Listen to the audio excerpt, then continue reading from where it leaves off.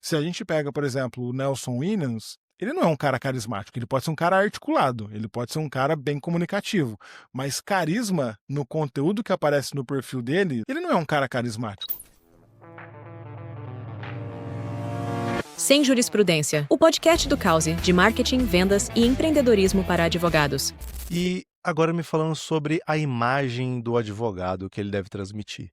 Você acha que precisa, hoje, pelo que você conhece de advogados, né, que você já atendeu, você acha que ele precisa ser carismático ou ele precisa ser o cara que passa mais clareza, né? Porque eu digo clareza porque muitas vezes o advogado usa muito o juridiquês, né? Ele não sabe falar para o público final de fato, né? Talvez esse é um dos maiores problemas na comunicação do advogado, que é não saber falar simples para as pessoas. O que você acha que falta mais? Ele precisa ser carismático ou ele precisa ter mais clareza na comunicação? Cara, carisma é um ativo que vale ouro hoje, tá, Vitor? Então, eu de fato, assim, tem pessoas que já são mais fotogênicas, tem pessoas que já são mais comunicativas, mais extrovertidas, e de fato, a pessoa que tem isso de forma natural, ela tem uma vantagem. Eu não vou, falar para você que isso é balela, tá? Mas, cara, existem formas de se comunicar, tanto é que nós estamos aqui num formato, né, Vitor, de podcast, nós estamos gravando em vídeo e tem gente que pode consumir só no Spotify sem ver a gente, entendeu?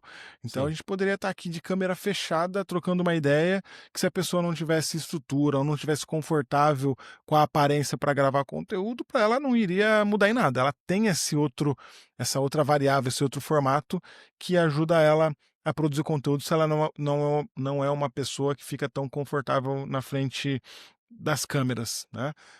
Eu sinto que a questão do juridiquês, ele também ele é uma coisa que pode ser usada de forma intencional, né, se a pessoa quiser trazer um pouco mais de sofisticação e obviamente que dependendo do cliente, Vitor, não dá para a gente negligenciar também o Sim. poder de algumas palavras bem colocadas, umas questões mais técnicas que Um trazem autoridade. tributarista, né?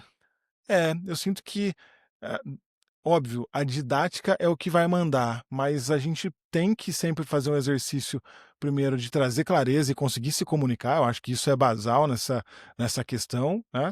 Mas em alguns momentos, para algum tipo de advogado, pode ser que faça mais sentido aparecer de forma mais séria, de forma mais sisuda, com menos, vou brincar aqui, né? Com menos sorrisinho, com menos jargões. Se a gente pega, por exemplo, o Nelson Williams, ele não é um cara carismático, ele pode ser um cara articulado, ele pode ser um cara bem comunicativo, mas carisma no conteúdo que aparece no perfil dele, né? Eu tô trazendo ainda um cara polêmico que está envolvido numa série de coisas aí, né? Não sei em que pé que ficou as questões dele, mas só usando como exemplo de forma didática.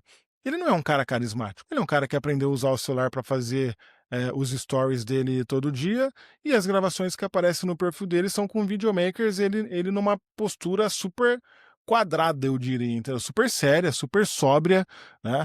Então eu acho que essa questão do carisma, sim, é um ativo, mas hoje, e aí até falando de um outro formato que está muito em alta, que são as newsletters, que são os Sim. e-mails, né. E olha que legal como a escrita, ela tem ganhado uma relevância no marketing tradicional, e quando eu olho pro direito, a escrita e a leitura sempre foi um canal preferencial de advogados, né, o advogado sempre teve Sim. que ler bastante, sempre é um cara que está acostumado a ler e escrever bem. Então eu sinto que uma newsletter bem escrita hoje para uma pessoa que é mais introvertida, ela pode cumprir com esse papel de produção de conteúdo.